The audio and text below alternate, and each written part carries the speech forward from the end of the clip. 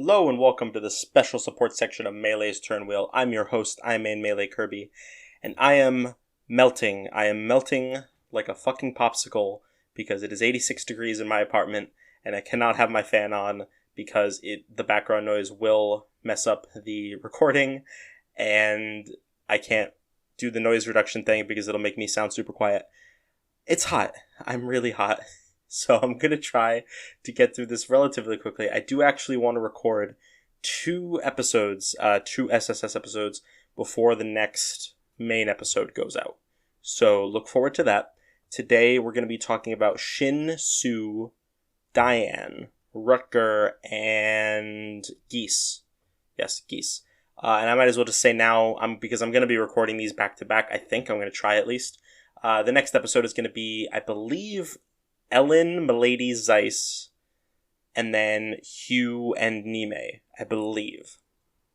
I could be wrong, but I'm pretty sure those are the characters I'm going with for these two episodes. So I'm going to record them back to back. I'm probably going to upload them back to back. You may as well listen to them back to back. I mean, they're probably going to be pretty short, especially this one, because I don't really have a lot to say about most of these characters. But it's fine. It's not a big deal.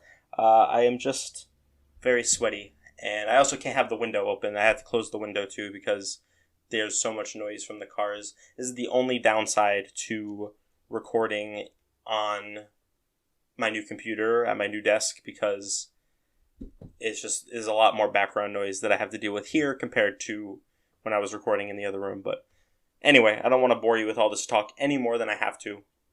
Let's go ahead and start talking about our characters. Let's begin with Rutger. Rutger supports 5 characters: Deke, Clarine, Fur, Dayan, and Corel. The Deke support we have already seen. The summary is that Rutger and Deke kind of just bro out. They talk about how strong they are, and Rutger gives a little bit of his backstory to Deke. Now, I didn't really have that much to say about this in terms of Deke's characterization, but it is definitely more of a Rutger-oriented support. This is basically his backstory support. I mean, we get a little bit of backstory in most of his supports, or at least a couple of them, but the Deke support is kind of where I think the majority of it comes from. Essentially, what happens is that the C support is just him and Rutger, Deke and Rutger building kind of a rapport. The B support involves Rutger is angry because one of the men who led the attack on his hometown, where he was driven out of, is dead, and Deke killed him, which he's not mad at Deke necessarily. Deke apologizes and he says, no, it's not your fault. It's a battlefield. Kills don't belong to everybody or whatever. So Rutger's clearly a little bit upset, but he's not like mad at Deke necessarily. And then the A support is where we get the whole trauma dump of Rutger basically saying, yeah, even though this guy's dead, the memories of what happened still haunt me. I still have nightmares. Basically, the reason that he was able to escape is because he did not look Sacaean. He is half burn, half Sacaean, and his burn half kind of shone through a lot more. Apparently, that's pretty uncommon. Usually, kids of mixed heritage will typically represent the Sacae. They'll look more Sacaean than they do whatever other nationality they are. But for Rutger is an exception, so he got away basically by pure chance. And yeah, I mean, he's just really edgy. He's just being really edgy in the support, saying that Burn, he wants to destroy Burn, and that killing one person isn't going to satisfy him. Deke kind of gets it. Deke sympathizes with him and says that he is going to team up with Rutger, and they're going to be partners, and they're going to destroy Burn together or whatever. And it's nice, it's good to see. This is like, honestly, I would say most of these supports are the different characters, whatever other character it is, kind of pulling, either intentionally or unintentionally, pulling Rutger away from that pure edginess mentality. I mean, he's so closed off, he's so angry, he's just like a ball of anger and hate that the other characters kind of like pick away at to try to get him to be a little bit more reasonable. And I think Deke does that here by kind of getting him to rely on somebody else. I mean, Rutger is very much a loner. He does not want to team up with Roy at all until He finds out that he might have an opportunity to kill some burn soldiers. As a result, he's very much a kind of a lone wolf, so to speak. And I think the fact that Deke manages to convince him to team up with someone is a pretty big deal. Rutger very much recognizes Deke's strength, so there is that to consider. But yeah, it's an alright support. It's decent for sure. The Clorian support is alright as well. I think the main takeaway from this for Rutger is that it's a little hard to tell. He doesn't really wear his emotions on his sleeve very well. He's very closed off and reserved, but it does seem like he has a bit of a soft spot for Clorine. And by the end of the support, he respects and appreciates how, like, her personality, her very fearsome, kind of bitchy personality. And he enjoys that about her, and when she tries to act a little bit more, a little bit more demure, a bit more ladylike, he kind of says, you should stick to what you're good at. You're good at screaming, so you should stick to screaming. It's mostly, it's nothing really anything crazy. It's just a nice little support between the two of them, I think. Now, the Fur support is pretty interesting. Essentially, the concept here is that Fur wants to spar with Rutger, and Rutger says no, and he does the whole edgy guy thing where he's like, my sword is only for killing, and if you aren't prepared to kill or be killed, then I'm not going to sword fight with you, even if it's just for sparring. Fur gets a little upset by that. He says that she's just playing around or whatever, and Fur kind of, gets upset by that and saying, oh, I'm not just playing around, I want to get stronger. But he insists that they don't fight unless they're prepared to actually to kill each other. The A support is interesting because Fur essentially approaches Rutger and says, listen, I'm sorry. I want to be a swordsman like you. You are my goal. I want to be a swordsman as strong as you.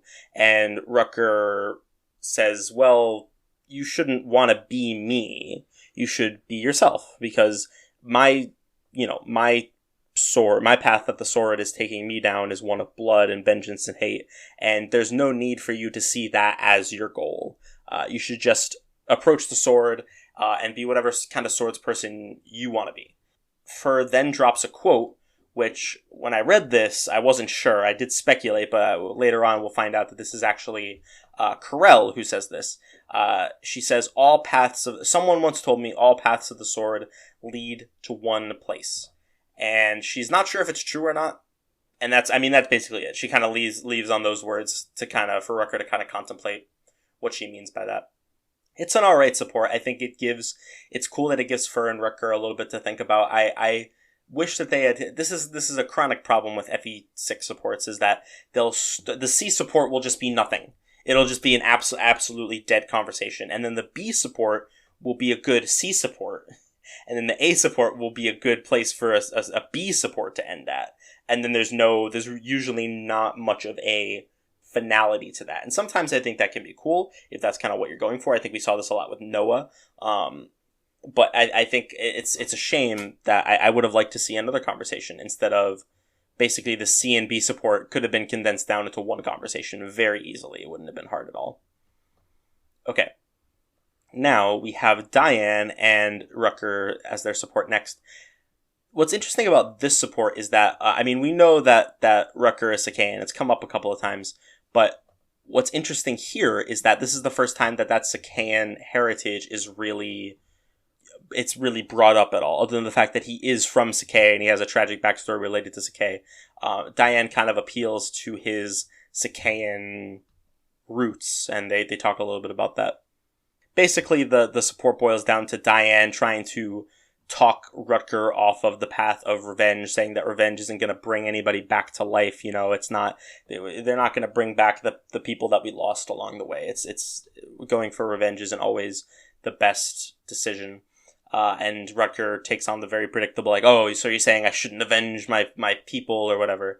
And Dayan says, no, that's not what we meant. We're going to make them pay. It's just when you're consumed by revenge, it's not healthy. But Rutger says, I know no other way to live. And then the A support is Dayan trying to show Rutger another way to live by basically saying you can come join the Kutala clan, which is Dayan's clan. The residents of Bulgar are pretty much completely wiped out at this point, so Rutger doesn't have a home to return to. And Dayan offers the Kutala clan and says, you can come live with us. We will welcome you with open arms. Rutger basically says no. I think he sees it as like a handout. There's something here. So I'm pretty sure this is a typo. I don't know if it's a typo on the wiki or if it's a typo in the game script. But, I'm not 100% sure. But it's Dayan saying, our clan has lost, but we have been destroyed. I'm pretty sure that's supposed to be, just based on context, we have not been destroyed. Kind of indicating that, yes, we've lost a lot of people, but the clan itself is still around. We can still rebuild. So that again, I don't know if that's the wiki script or what, but anyway, Rutger basically says no. He sees it as kind of a handout, and doesn't want him to take pity on him. But Dayan says no, that's not what this is about. Rutger doesn't really come to a decision in the support. He says, well, just think about it and let us know what you decide. And that's the end of the support. I think it's cool. It's very, obviously, extremely generic. One guy is really into revenge, and then one guy is really into getting him off of that path of revenge, and then they go back and forth about it a little bit. But it's nice, it's simple and effective. It gets the job done. Okay, and then last but certainly not least, we have the Corel support, which is probably my favorite Rutger support. We'll take a look at this one. So Rutger recognizes Corel as the Sword Saint. Apparently, we talked a little bit about this in the Noah Corel support, but apparently Corel was a super duper famous swordsman named the Sword Saint, and everybody who uses a sword knows his name, apparently, according to Rutger. The parallels between this support and the first support are pretty interesting. Corel also asks Rutger to spar with him, and Rutger also says no, for the same reason. He says, your sword is not meant for killing, and that's not the path that I walk, so I don't want to spar with you.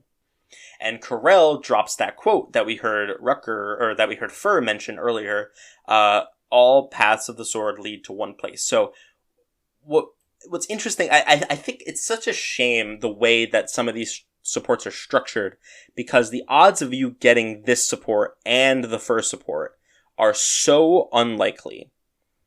In fact, I don't even know how you're supposed to. I guess the Idun map and the what's it called? The map with Jan. Yeah, that's what it is, Jan. I guess that they're counted as two separate maps, so you can get a support with Corel on both of them, because that's the only way that I see that working. Anyway, what's interesting, what I really like about reading these supports in succession like this, is that in the first support, it kind of takes on the quote, all paths of the sword lead to one place. That kind of takes on a kind of more, I don't know what the right word is, morbid meaning, I think, where she's saying, I gotta go back and look at the context. Yeah, so the context of that support kind of made it sound like, Rutger saying, I kill a bunch of people, you don't have to see that as your end goal. And Fur says, well, all paths of the sword lead to the same place. So I guess the implication that I took from that is she's saying, well, if I want to be a swordsman, I'm going to have to kill a bunch of people anyway. That's not explicitly what she means, but I that's the interpretation that I went with. Whereas in this support, it seems a lot more innocent than that, or I guess it's God, I'm really bad with my vocabulary tonight. It's a lot more benign, I think is the right word, where Rutger says, your sword isn't used to kill, it doesn't agree with the path I pursue, and Corel says, perhaps you think so now, but we both follow the way of the sword, all paths of the sword lead to one place, which I think in this new context, it kind of implies more, regardless of how we use our swords, we're both still swordsmen, and that comes with a common understanding and a common sort of heart, that the heart of a swordsman that kind of that both leads us to the same place. I don't know. It's very ambiguous, I guess, what exactly this is supposed to mean, and I think that's cool. I like the support, and that's not even. I spent so long talking about this B support. We're not even done yet. So the A support is them talking about their Sacaean heritage. Corel is also Sacaean. They talk a little bit about how each of them, like, harness a different power in their sword. Like, for example, Corel, since he's Sacaean, he harnesses, in his words, what he says is, I grew up under the protection of Father Sky and Mother Earth. They are all that are in my sword. So he is harnessing his, the spiritual, he's harnessing the power of his spiritual beliefs in the way that he wields his sword. Rutger doesn't think that's possible for him because he can't hear, or he can't sense Mother Earth and Father Sky like Corel can, because he the reason that he says that is because he's not pure Sacaean, so he doesn't think he'd be able to do it. But Corel challenges him and says, well, that probably wasn't true when you were younger, and Rutger says that that's true. He used to be able to hear them, but now, according to Corel, his hate is covering his ears, which, it's kind of like what Dayan was getting at, right? Like, having this hell-bent fixation on revenge is only going to cloud you to what really matters in life. And this just ends on a really nice note where Rutger says, do you think I'll be able to hear them again once this war ends? And Corel says, of course you will. The breeze that runs through the plains, it never forgets those that it loves, which is just a nice line. I really like that line. So yeah, those are Rutger's supports. I really like the Corel support. I think the Dayan support is pretty good. Also, the rest of them are just kind of okay. I don't think he has any bad supports. I definitely think that Rutger is certainly a very decent character. He's just not one of my personal favorites. But the couple of good ones here are quite good, and I like them quite a bit. Okay, so next up on the chopping block, let's do Sue. Alright, Sue. Sue supports with Roy, Walt, Shin, Faye, and Dayan. Now, I'm going to keep it 100 with you guys. Sue is an extremely boring character in my opinion, so we're gonna be moving through this one pretty quickly. I just would like to remind all of you, and I know I say this a lot, but I'm probably going to repeat it at least multiple times per game. If you feel like I'm skipping over anything that you think is interesting or that you would have liked me to spend more time on, feel free to let me know by tweeting at I'm in the Melee Kirby or emailing turnwheelpodcast@gmail.com. All right. Now, the Sue Roy support is probably one of her better ones, though, to be fair. Kind of like the Shanna support with Roy, it focuses on Roy being overworked, and Roy kind of taking on too much responsibility. And Shanna takes obviously a very different approach. Sue's mentality is more like you're getting so caught up in the stuff you need to do that you're not really listening to the world around you. He is not hearing Mother Earth and Father Sky, or whatever spirits he believes in, or whatever equivalent forces in the world kind of would be speaking to him. The breeze, the trees, the sky, the brooks, they're all speaking to us, is what she said. If you listen, you'll hear them. You can't hear them because you're not listening. And that's just a nice little thing there. And then Roy cheers up. That's basically the support. The C support is like the best part, weirdly enough. And then the rest of it is just kind of them repeating some of the same concepts. Alright, so next up we have Walt and Sue. This one's alright. Walt and Sue kind of like are weirded out by each other. Mostly Sue being weirded out by Walt because he doesn't shoot arrows from horseback. He fights on foot, which she finds very weird and unusual. But he says like, oh, well, I just prefer it better this way. So she tries to fight on foot and she hates it. But she's like, well, I wouldn't have known if I hadn't tried, and she says, I don't like it, but there's no way I could have known that until I gave it a shot myself. And then Walt tries the same thing. He tries to fight on horseback, and he also hates that. But he's, again, he says, I wouldn't have known until I tried. Which I think this support is trying to make a point of saying that you should be open to new experiences, which I think Sue, that's kind of like the gist of Sue's character in general, as being a very open-minded person, listening to the people around her, listening to the world around her, and keeping an open mind to new experiences. And I think that's how you could sum up Sue's character in a nutshell. This particular instance of it didn't really land for me, just because, like, I don't know, Walt isn't a particularly rigid or inflexible guy. It's not like he's learning any kind of major lesson here, but that's all right. You know, it is what it is. It's not. It's still just fine. You know, it's an okay support. Sue and Shin. This is kind of one of those. It's not explicitly a romance support, but it is. I think it's kind of implicitly romantic. They are both. Both of them are obviously Sacaean. Shin is kind of honor bound to serve Sue.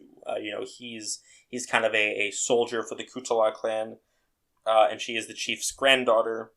So there is some kind of like master-servant relationship going on there, although it is very informal, it seems. And it's just Shin trying to protect Sue, and then Sue trying to protect Shin by basically saying, like, the concept of the support is essentially Shin wants to protect Sue and not have her fight on the front lines. And Sue agrees, but then she kind of pivots to saying, well, maybe you shouldn't fight on the front lines either. Don't be afraid to, like, back off if things are dicey, and I want to also help protect you. And Shin says, oh, no, it should be the other way around, you know. But what Sue ultimately decides and tells Shin is that, yes, she is important, but so is Shin. Shin is just as important for the reconstruction of their clan and their nation. So prioritizing her over the safety of Shin is stupid. You know, they're both necessary, so they should look out for each other. And Shin seems, you know, agreeable with that, and he's a fan. You know, they make he swears not to die before she does or whatever. It's cute. It's all right. Nothing really to write home about. Sue, that's basically Sue in a nutshell. There's nothing really to write home about the character. Okay, Sue and Faye. Interesting support. Faye has been confined to Arcadia her whole life, mostly indoors, but even when she can go outdoors, actually, Faye was never allowed to play outside before. Yeah, so she basically never got to be outside and hang out outside. And Sue, you know, being as into Father Sky and Mother Earth as she is, decides that she wants to help Faye out and give her an opportunity to go do fun things in nature. That's it. That's literally it. But it's cute, you know. It's three supports of essentially Faye saying, "Oh, I want to go do this," and Sue saying, "Okay, let's go do that," and then they do it. It's cute, but it's really simple. So not really anything to say there. All right. Now this is where we get into the meat and potatoes of Sue. So this is her support with Dayan. And the support starts off by her apologizing to Dayan for failing to get most of the clansmen to escape. What happened essentially is that there was a traitor among us, dun, dun, dun, and they betrayed the Kutala and led them into a trap, essentially. She tried to fight back and you know, get the others away to safety, but it turns out that the people she was fighting were a decoy, and that they ended up escaping right into their trap, and a lot of them ended up dying, which is very unfortunate. She never ended up capturing the traitor. I think that comes up in the one of the supports. I don't remember. I think it might be the Shin one. Yeah. She mentions that she was not able to track down the traitor in their ranks. So whoever this traitor is, they're still out there, and it never comes up in the main story either. So, like, who knows? Could be anybody. Could be you. Could be me. He could even be. So that's how it starts off. Dayan, essentially, in this support, is the one to get Sue to chill out, you know, kind of being that calming force to everybody else in the army. Dayan is who that is for Sue. You know, he tells her that they're going to go out and take a long ride just to, like, get back in touch with nature and all that stuff. You must listen more carefully to the voice of Father Sky and Mother Earth.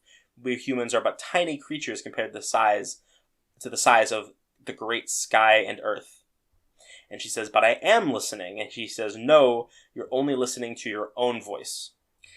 She apparently looked very distressed And Sue was like, well, no one ever told me I looked distressed. And Dayan said, well, I'm your grandfather. I'm supposed to be able to notice these things when other people don't. Which is cute. You know, they have a nice little support together. I think this is probably my favorite Sue support. And it's probably one of my favorite Dayan supports as well. But anyway, yeah, it's all right. Sue is a very painfully forgettable character for the most part. I mean, like, I maybe I'm just biased. I don't really like using her in the gameplay either. But I think I do think that there is a cool concept here of a character that is very open-minded, and open to those new experiences, but sometimes, as we see in the Dayan support, needs to be put back on the right track herself. You know, it's a simple concept, but it's one that works. I just think that they could have done more interesting stuff with more of her supports. Unfortunately, a lot of her supports are kind of bland and boring, but I don't know. Maybe that's just me. Maybe there are a lot of big Sue fans out there. I don't know. So I realized that if I kept my fan at the minimum level, then it might not get picked up on the microphone. I don't think it will. But we'll have to see. Anyway, next up we have Shin. Shin has 5 support partners. He has Dorothy, Sue, Fur, Zeiss, and Dayan. The Dorothy support is just a pure comedy support. She spends the C and B support working up the courage just to talk to him, and then in the A support she does talk to him, but like barely, and then the support is over. So I'm just going to skip right past that one. Really boring. Next is the Sue support, which we have already seen. One thing I should have mentioned before we moved on from the Sue side of the support is that I do think I respect how it portrays Sue as kind of like she sees herself as equal in value to Shin. I mean, I did say that, but like just the implications of that for her character I think are really nice. She's not one to be held up by titles or anything like that. You can kind of see this come through a little bit in the Roy support as well, right? Like she understands that he's like a prince kind of, and like a nobleman, but she doesn't feel like that takes away from the importance of listening to nature and being in touch with Father Sky and Mother Earth and all that. So that's a pretty cool element of Sue's character. The Shin side of the support, though, is just basically what you would expect. I mean, he just wants to protect her because she's the granddaughter of his chief, essentially.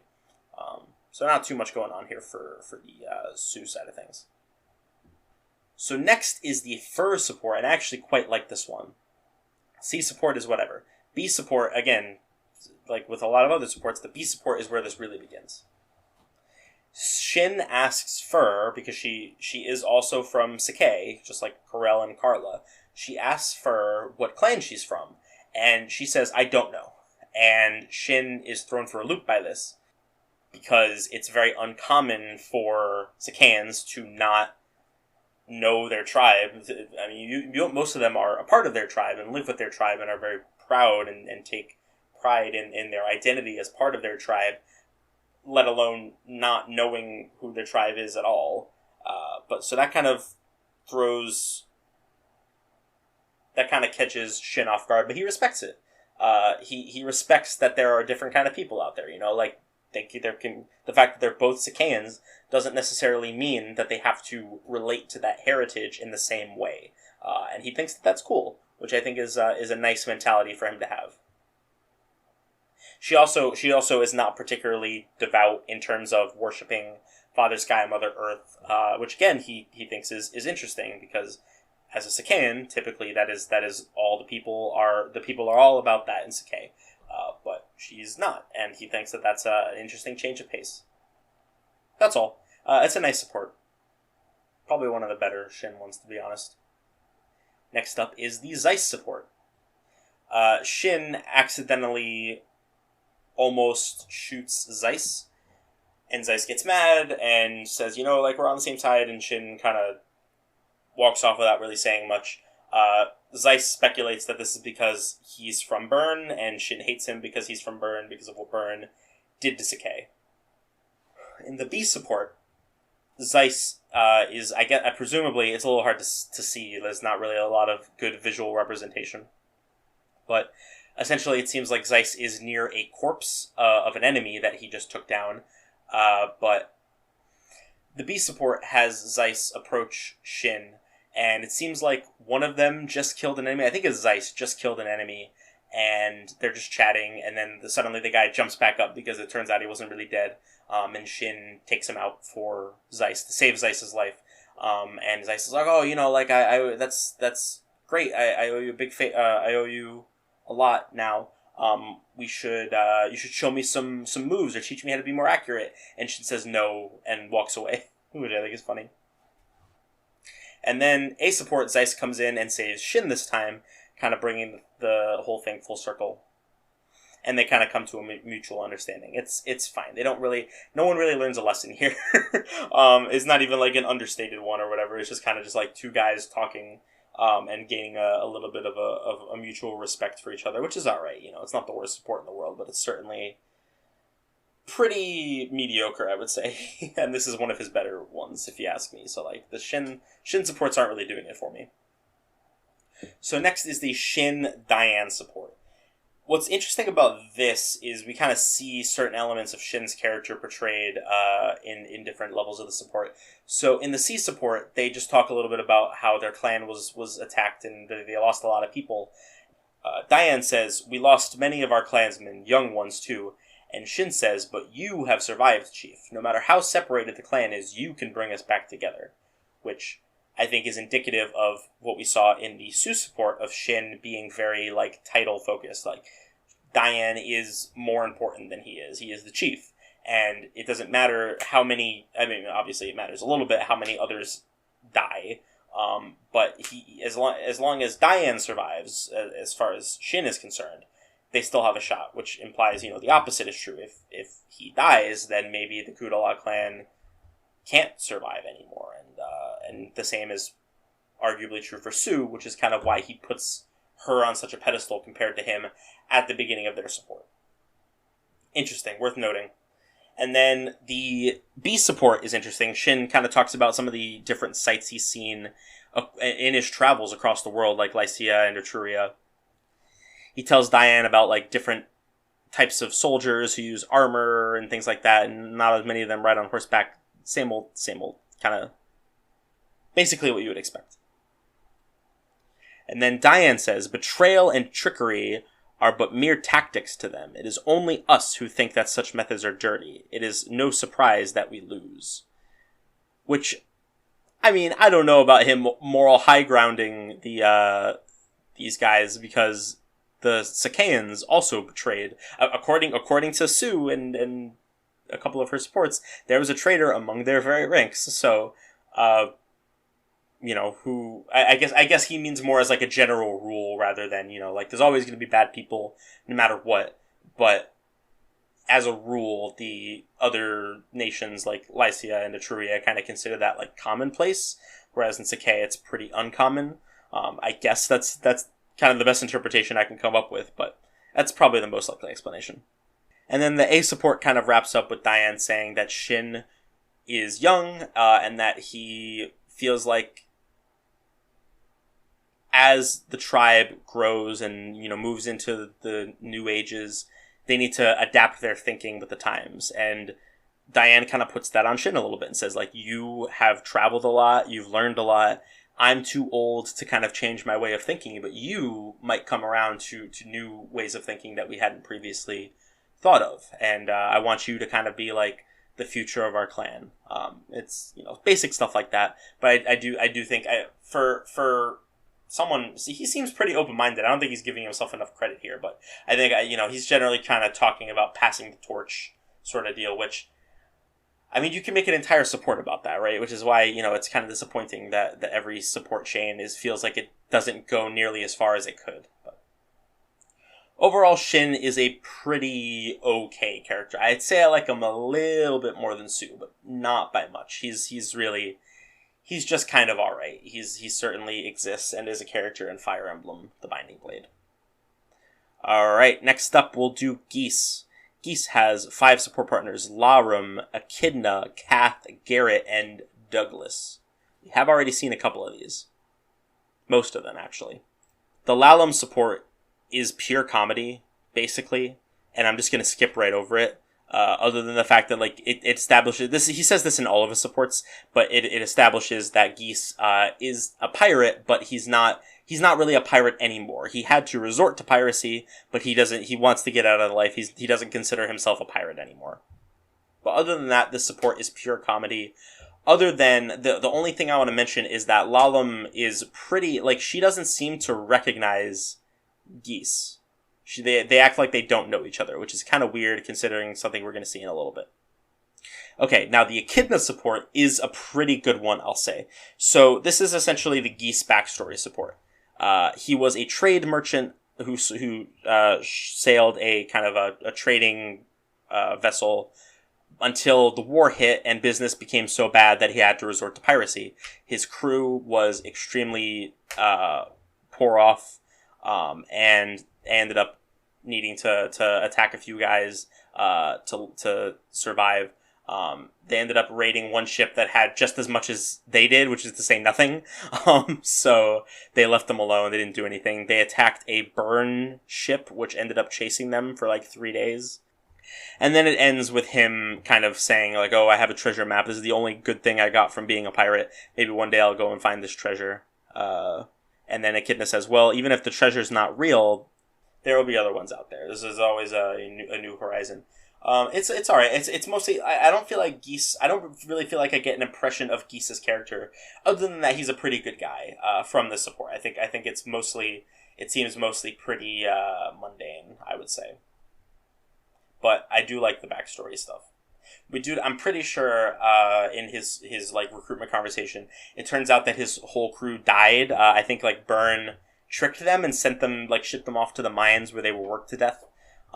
So this is a pretty sad support in retrospect, knowing what we do about his men all dying, essentially. But otherwise, it's I would say it's nice for backstory, but that's about it. There's the cat support, which is another mostly comedy support, although I do like this one quite a bit, at the end where she steals his bag or whatever and there's nothing in there and he's like, I'm flat broke, you cannot steal anything from me. The Garrett support we have already read. We did a whole episode with Garrett in it, but I must have just forgotten this whole support because I was reading it. I was like, I don't remember reading this at all. But this is another mostly comedy support. A lot of the supports for Geese are pretty comedic in nature. This one's, I mean, it's a good comedy support though, is the thing. Like Geese is like talking about the joys of being a sailor, and Garrett's like, well, what if I want to make money? And he's like, well, hush hush about that. Let me tell you about how beautiful the sunset is. And Garrett gets kind of exasperated. Which is funny. The comedy supports with Geese are pretty good for the most part. It's just there's nothing to really chew on here, you know? Now, all that changes with the Douglas support. I mean, I'm not going to pretend like this is the greatest support of all time or anything, but compared to these other ones, it is certainly, I would say, pretty excellent.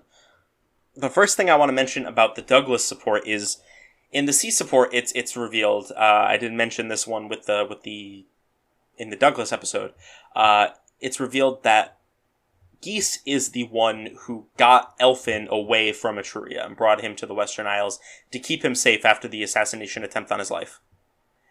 And what's interesting about, I mean, first of all, it's just pretty interesting in general, but what he says next kind of threw me for a loop, because he said, that bard was an interesting guy. The girl he was with was seasick the whole time, though. And, I mean, that has to be Lalum, right? But if that was Lalum, then why didn't Lalum recognize him in their support? I don't know. Obviously, that's a nitpick, but I just thought that was funny. And this support really just serves to kind of hammer in what a good guy Geese is. I mean, he seems always dedicated to doing the right thing. But he has such like kind of a carefree attitude about the whole thing, which is cool. Douglas says, you could have turned him into the revolutionaries and got a hefty reward. Why did you choose to help him? It didn't make you any money. And then Geese says, well, it never feels bad to save someone, does it? You can't say the same about piracy. which is cool. I would have loved to see a Geese Elfin support. That would have been fucking awesome, because they could have talked about like Elfin is kind of becoming disillusioned on the monkey politics, the kangaroo politics of the Etrurian court, and Geese is dedicated to, he wants this to be a world where everybody can live in peace. So I think the two of them would have a lot of really interesting things to talk about. The way the support ends is really sweet. Douglas basically insists on giving Geese a reward. Geese doesn't want a reward. He just wants to be left alone. He's just like, I was doing the right thing for its own sake. I don't need a reward. But Douglas insists. So Geese says, all right, here's what I want. I want you and your king to make your country a good one. Make it a nation that won't go around causing stupid wars, and make it a nation where people can travel and do business safely. I'm going to go bankrupt if you don't do that for me. And yeah, I mean, it's just a nice encapsulation of his character. He's a good guy who wants to do the right thing for its own sake, and is much less interested in material goods than he is in just wanting the world to be a better place. And I think this is particularly telling because he is swimming in debt. He is dirt poor and swimming in so much debt that like a reward from Etrurian nobility could like literally save his life, or at least make it significantly easier than what he's going to have to deal with down the line. But he doesn't have a single request. He's not like, give me gold, give me status, wipe away my debt, nothing like that. He just wants the world to be a better place for everybody. Because he first of all, he will benefit from that. He'll make money, and he'll be able to pay off that debt. So it does benefit him. But I think really what it boils down to is that Geese is the type of person that wants good things to happen to everybody, not just to him. He wants it for everybody. Everybody deserves, a life of peace and prosperity. And I think that's pretty cool. I think Geese is a solid character. I wouldn't necessarily say I'm a fan. He's okay, but yeah, he's cool. All right, and finally we have our last character of the episode, who is Dayan. Dayan supports with Rutger, Sue, Shin, Gonzalez, and Yoder. Now I'm actually gonna mostly skip through the ones we've already read. I think I've kind of talked plenty about Dayan, his role in these supports in the previous sections. I think that he's cool in the Rutger support, wanting to get Rutger off of the path of revenge. I think he's cool in the Sue support, being like a wonderful grandfather and kind of helping Sue to see more of their of helping Sue to regain sight of what she has lost. Essentially, in her being caught up in her failure. And then the Shin support, I think he's pretty cool just for being like a mentor figure that Shin can look up to and indicating, like, hey, you're the future of our clan. I want you to kind of develop a new way of thinking. He just seems like a cool guy with some good mentalities. The Gonzalez support is pure comedy. That's all it is. I'm going to leave it there. And then we have the Yoder support, which is probably my favorite support that we are talking about in this episode. Dayan and Yoder are two older men who both feel very passionately about their respective religions. Obviously, Dayan, the kind of religion of the Sacaean people, being Father Sky and Mother Earth, and then Yoder is a bishop of the Saint Elamine Church. So they're both devout believers in their own personal belief systems. But what's really cool about the support is that both of them are able to, rather than like kind of getting into it about which one is right or who has the better belief system, they both just are able to vibe and have a good time talking about their differences and also to a certain extent their similarities, which I think is a nice indication that hey, it's not breaking any new ground, right? But I do think that it's a lesson, especially for teenagers to learn, who are presumably the target audience for this game. It's a good lesson for teenagers to learn that sometimes focusing on what makes you the same rather than what makes you different is valuable and can lead to living a much happier and more fulfilled life. They also give that lesson in the first Pokemon movie, which is peak fiction. I will not hear otherwise, but that's a soapbox for another day. Anyway, I've been kind of given a vague overview here, but I'll get into some of the more specific details. The C support is basically them talking about, like, the religion of, maybe religion is the wrong word, but, like, the beliefs of the Sacaean people, and Dayan basically says, oh, well, if you're coming to preach to me, I don't want to be preached to, and Yoder says, no, I'm not trying to preach to you, I don't want to force my beliefs on anybody else, which is cool. I like Yoder for that. Yoder's awesome. And then they just talk about, Dayan just talks about his, the deities that he prays to. We Sacaeans pray to the sky and the earth, the light of day and the darkness of night that engulfs this land. And then this is where we get the funny thing that everybody always points out about the support, is that it canonizes in universe affinities. Now, affinities are actually not something I've really talked about at all. It hasn't really been relevant up to this point, but I will talk about it here.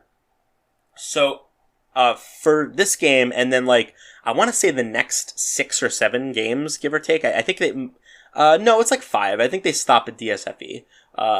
But for the next 5 games or so, every character has an affinity.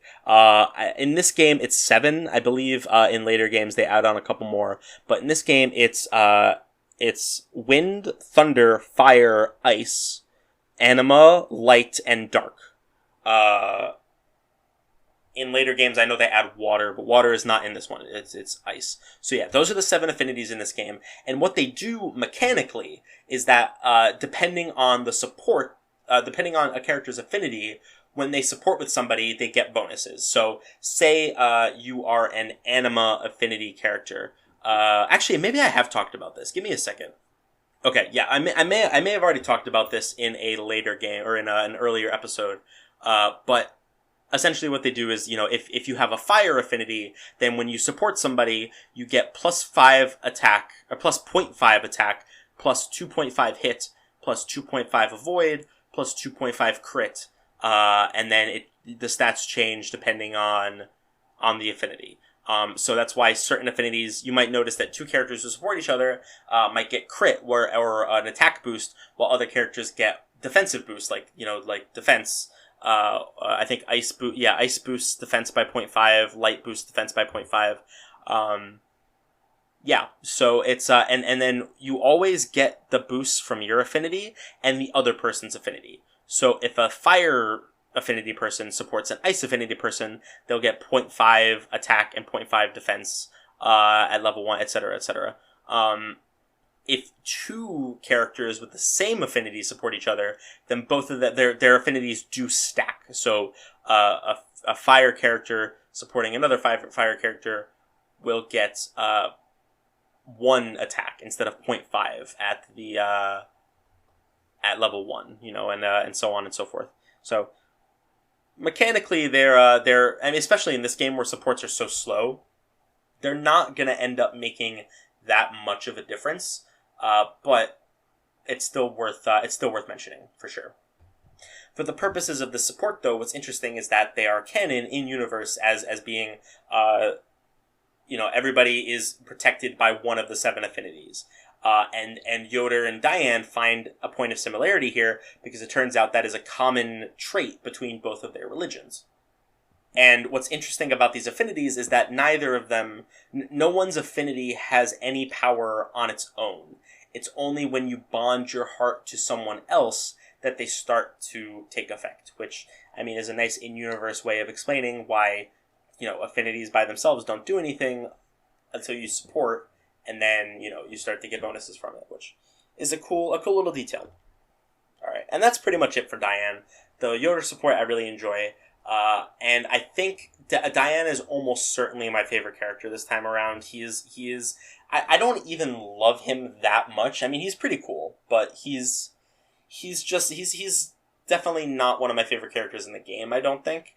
But compared to everybody else, he's fucking phenomenal.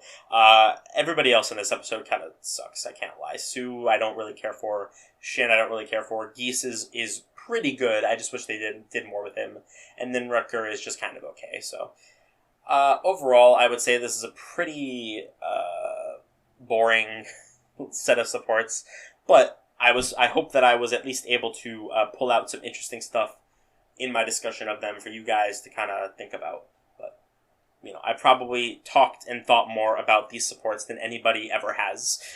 So we'll see. Maybe you found something there that I missed or whatever. But anyway, that's it for this episode. I don't really have anything else to say other than to repeat. In fact, let me double check right now to make sure I was right about those characters earlier.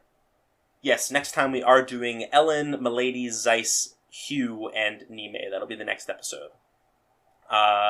So until then, I hope you guys have a great rest of your day, and I will see you all next time. Bye-bye.